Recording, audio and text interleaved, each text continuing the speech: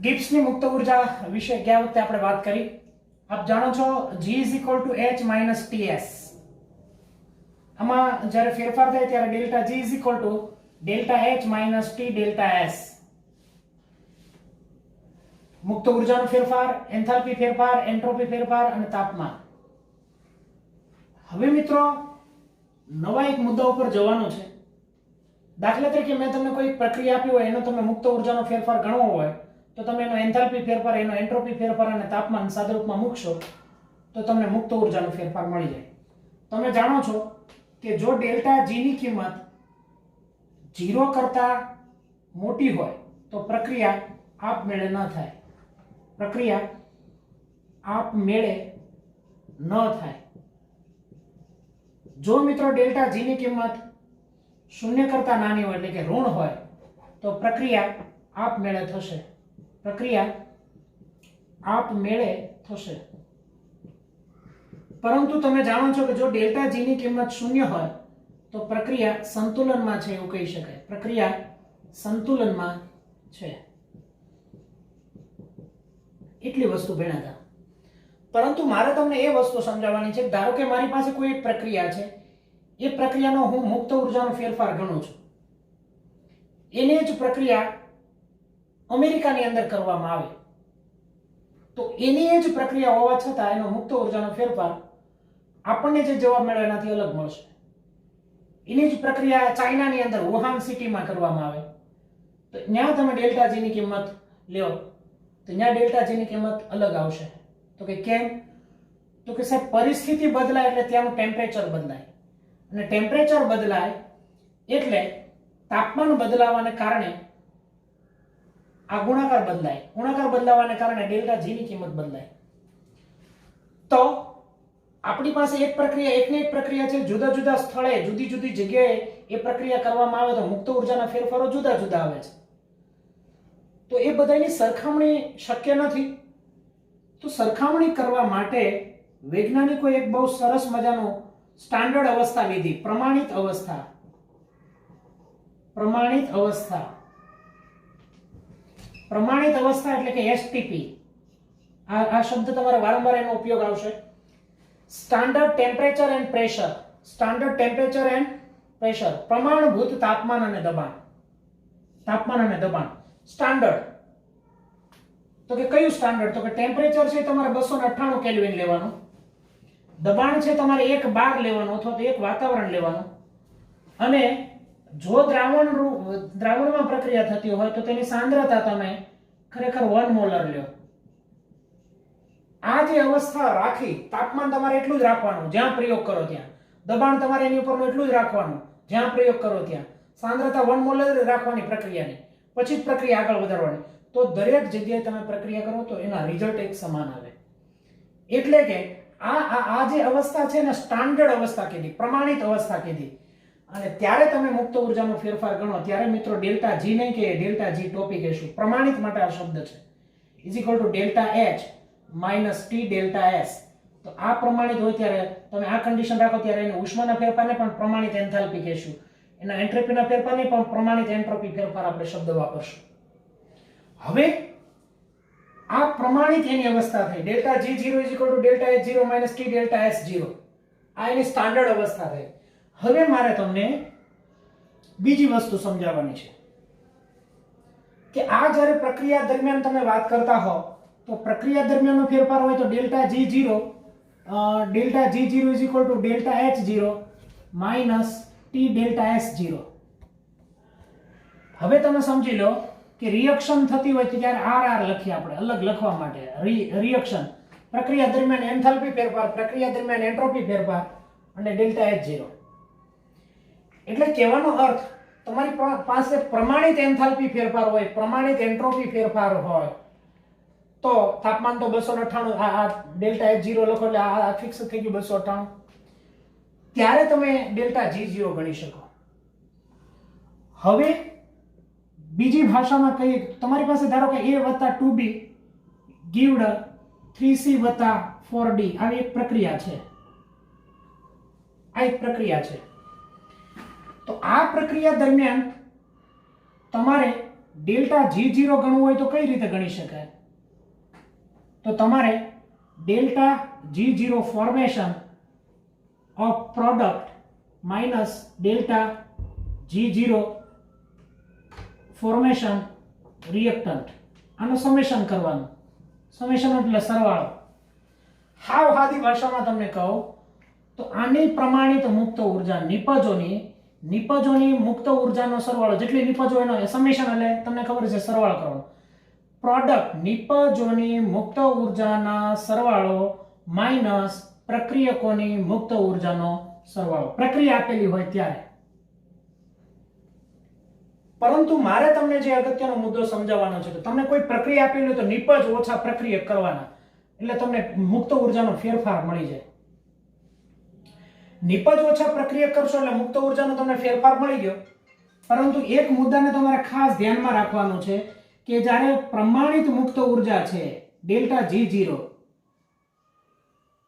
એ કોઈ પણ તત્વ હોય એ તત્વ માટે અથવા તો પ્રમાણિત અવસ્થા માટે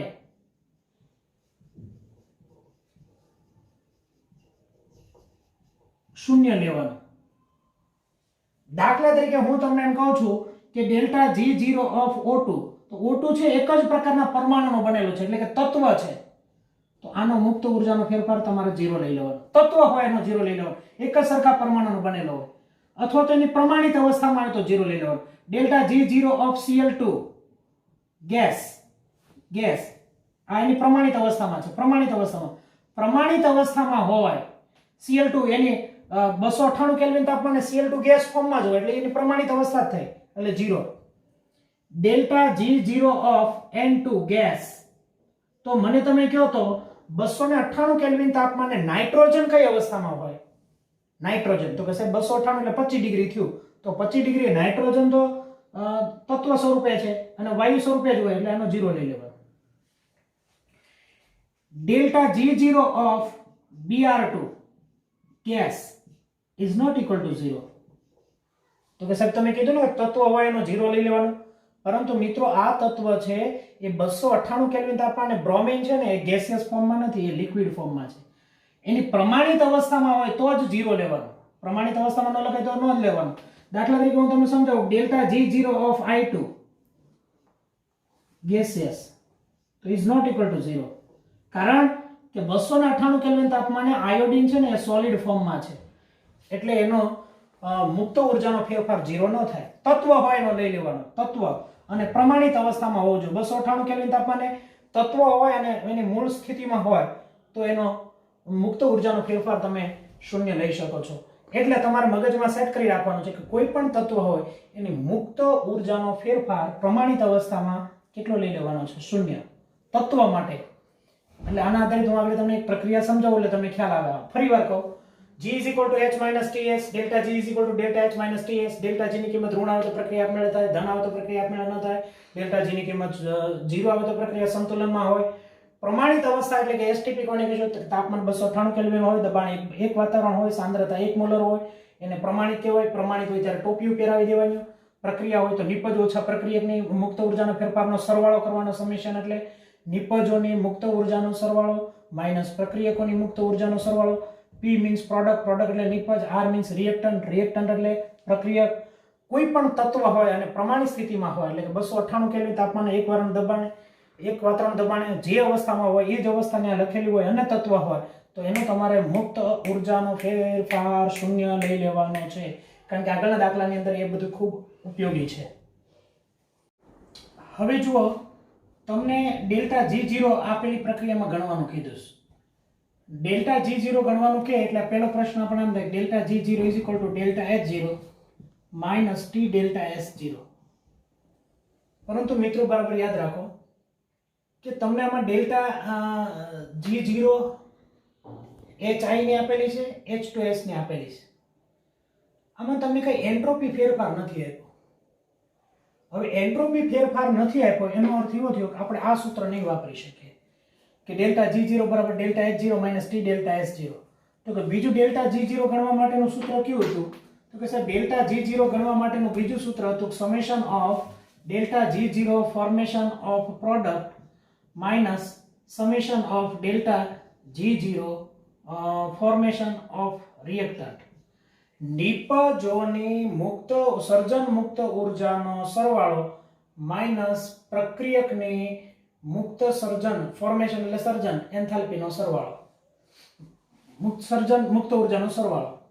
તો નિપજ કોણ છે આમાં? નિપજ પ્રોડક્ટ. તો કે આ પ્રોડક્ટ આ બંને છે એટલે મારે આમ લખવું જોઈએ કે delta G0 formation of HI, પણ HI લખું છું તો HI ના બે અણુનું ફોર્મેશન થયું એટલે હું આગળ 2 વડે ગુણીશ વત્તા જો નિપજોનો સરવાળો કરવાનો, જેટલી નિપજ હોય એ બધાનો સરવાળો કરવાનો.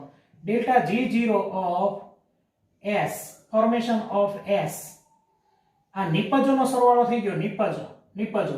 નિપજો ઓછા પ્રક્રિયક. પ્રક્રિયક એટલે મને કયો તો કે પ્રક્રિયકમાં કોણ આવે? Delta G0 formation of H2S, એક જ અણુ છે એટલે આગળ કાંઈ નહીં લખીશ, વત્તા આનો સરવાળો જ કરવાનો છે delta G0 of I2. Okay મિત્રો, હવે બરાબર ધ્યાનથી સમજો. આ બે delta G0 formation of HI નો આપી દીધો છે. કેટલો આપ્યો છે તો કે 1.8 plus delta G0 of formation of S નો આમાં કે આપ્યો જ નથી, પણ આપ જાણો છો S એ તત્વ છે, એક જ પ્રકારના પરમાણુનો બનેલો છે, ખાલી સલ્ફરનો જ બનેલો છે, એટલે તત્વ હોય એનું શું લેશું? 0. યાદ રાખજો શા માટે આ લઈ લીધું છે? તત્વ હોય તો એની પ્રમાણિત અવસ્થાની એનો મુક્ત ઉર્જાનો ફેરફાર શૂન્ય સ્વીકારી લેવાનો છે. માઇનસ H2S નું સરકાર શ્રી કેટલું આપ્યું છે તો કે 30.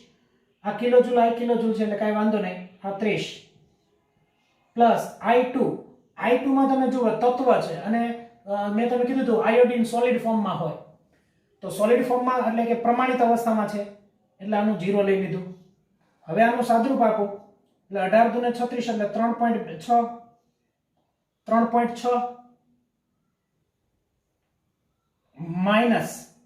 માઇનસ છે 30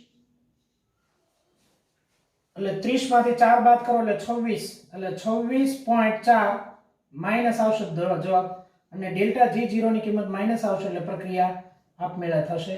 આ તમારો જવાબ આવ્યો છે કિલોજૂલ. લ્યો, આ રીતે દાખલો ગણી શકાય. ક્યારે? તો કે નિપજ ઓછા પ્રક્રિયક.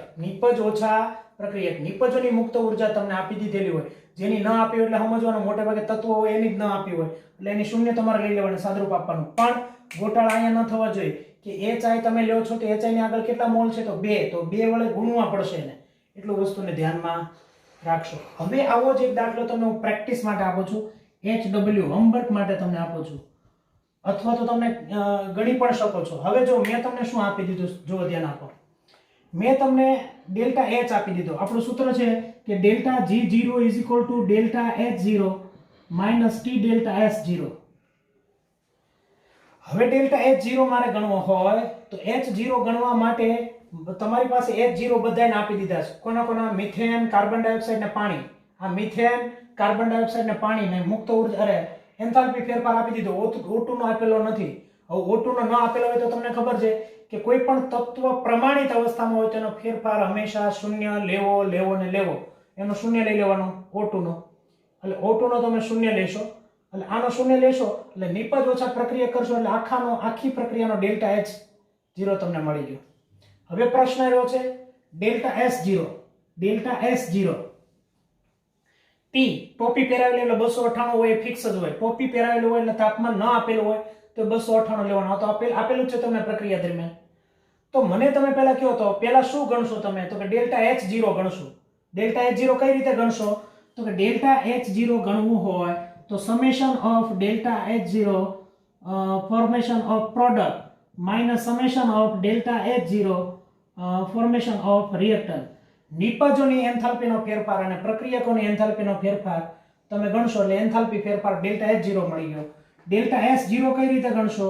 તો કે ડેલ્ટા S0 એવી રીતે ગણશો, ડેલ્ટા S0 ઓફ પ્રોડક્ટ નો સરવાળો minus summation of delta S0 of reactant.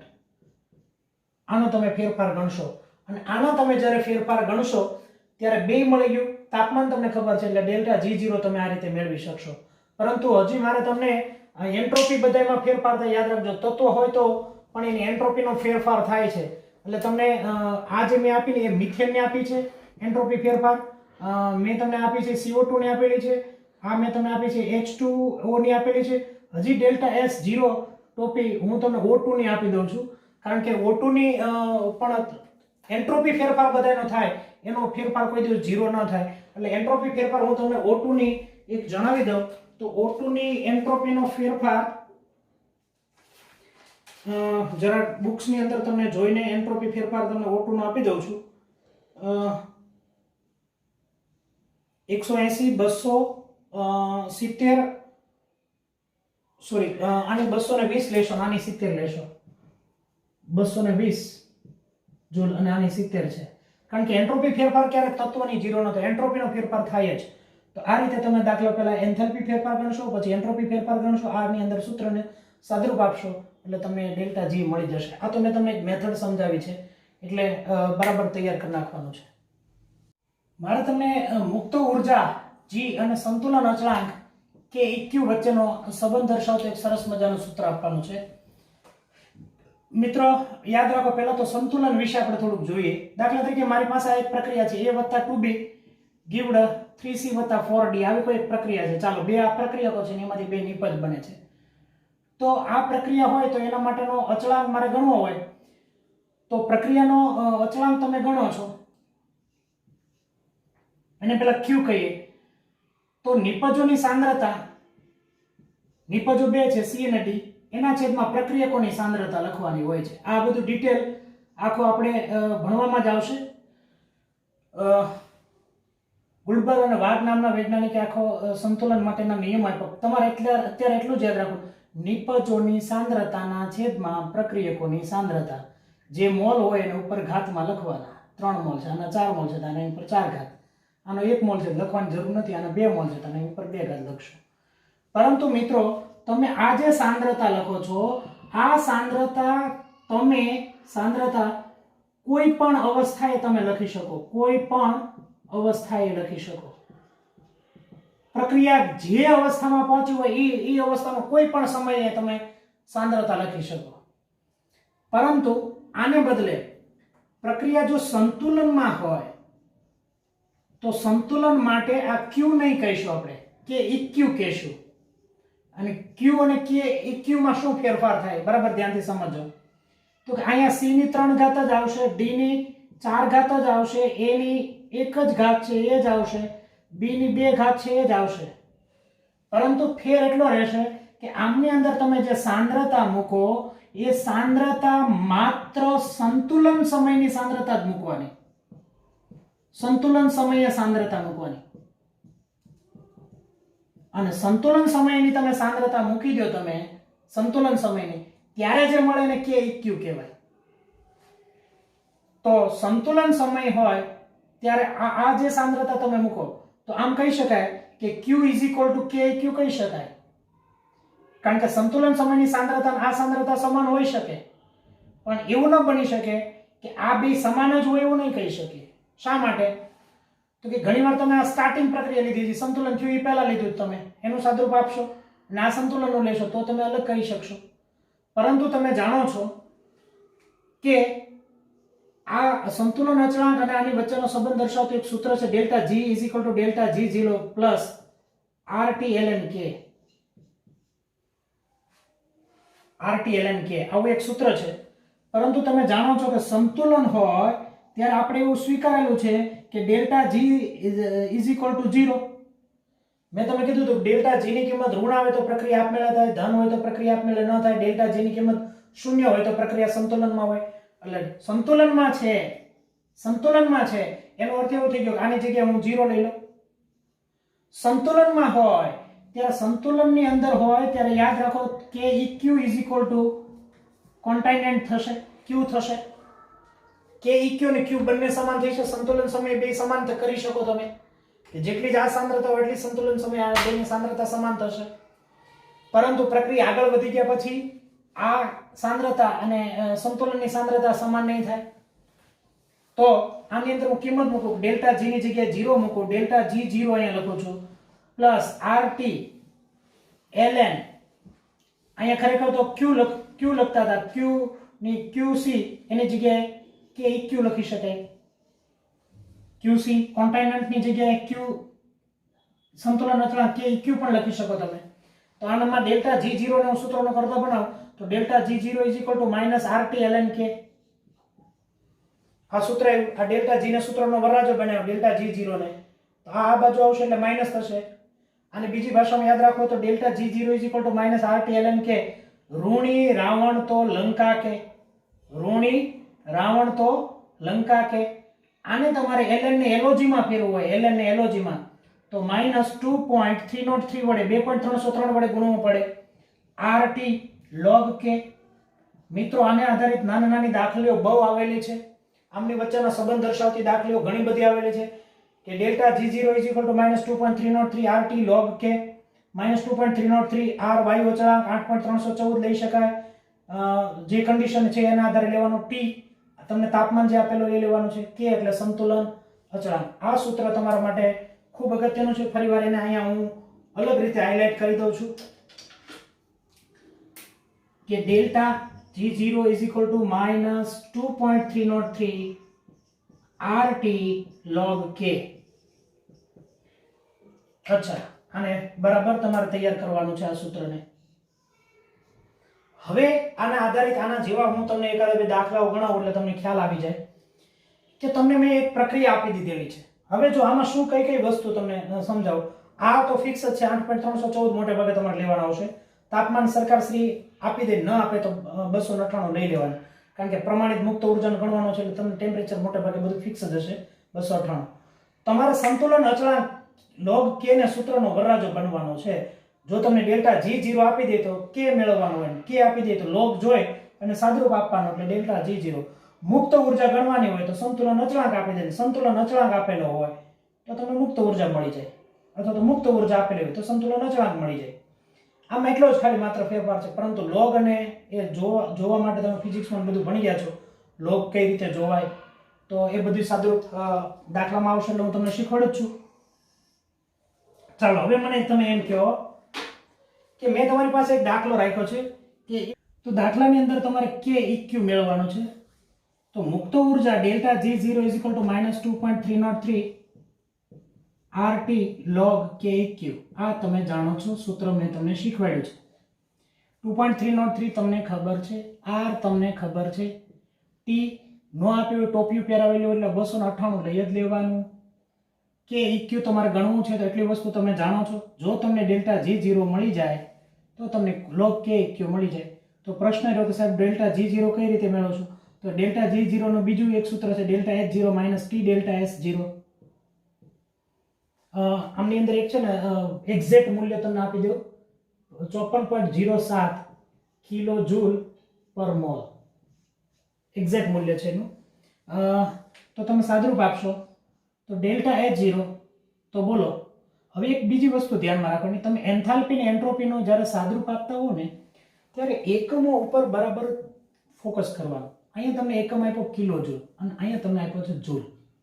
આવા કેટલા બધા દાખલાઓ તમારે પ્રેક્ટિસમાં મેં તમને એસાઇનમેન્ટમાં આપ્યા છે, એ તમારે બરાબર તૈયાર કરવાના છે. આ કિલો જૂલ છે ને આ શું છે જૂલ. તો તમારે કિલો વાળાને 1000 વડે ગુણી નાખો એટલે તમારું સાદરૂપ આવશે -54070. 1000 વડે ગુણો એટલે 70, યસ, -298 અને ડેલ્ટા S0 સરકાર શ્રી આપી દીધો છે 10 જૂલ. આનું તમે સાદરૂપ આપશો એટલે -54070 -2980, કારણ કે પેલો જ ગુણવાનું છે. બે માઇનસ માઇનસ છે એટલે બેનો સરવાળો જ થશે, નિશાની માઇનસની રહેશે. હવે તમે મને એમ કહો કે આનું બેનો સરવાળો કરો એટલે 0, 7 + 8 એટલે 14 ને 1 15, 5 1 9 ને 1 10, 10 એટલે 0 1 આવ્યું, એટલે 4 ને 2 6 ને 1 આવ્યું એટલે 7, એટલે -57050. આ તમારું શું મળ્યું? log delta G0. હવે તમારી પાસે ડેલ્ટા G0 -2.303 RT આ છે. હવે મિત્રો બરાબર ધ્યાનથી સમજો. આ ડેલ્ટા G0 તમને મળી ગયું કે -57050, શોર્ટમાં લખું છું બરાબર. 2.303 8.314 અને T આ ત્રણેયનો ગુણાકાર સરકારશ્રીએ જ આપી દીધો છે રકમમાં. અને આ દાખલો JEE ની અંદર પૂછાઈ ગયેલો દાખલો છે. સરકારશ્રીએ એમ કીધું છે કે 2.303, 8.314 અને 298 આ બધાનો ગુણાકાર આપી દીધો 5705. તો હવે તમે મને કહો તો કે ડેલ્ટા G0 ની કિંમત મને અહીંથી મળી ગઈ છે. આની કિંમત કેટલી થઈ એટલાની? 2.303, 8.314 ને 298 એટલાનો ગુણાકાર કેટલો આપી દીધો સરકારશ્રીએ? તો કે 5705 log k eq. તો log k eq અને તમે આને નીચે લઈ જાઓ એટલે 5705 આના ભાગાકારમાં જશે એટલે જવાબ આવશે 10 એટલે log k eq is equal to 10. આ તો ભાગાકાર તો તમને આવડે છે ને, તો આવી રીતે કરશો એટલે તમારો જવાબ આવશે 10. તો તમારો જવાબ ઓપ્શન છે બી સાચો. યસ, તો આ બરાબર નોટ કરી લો. આગળનો મુદ્દો પછી જોઈએ.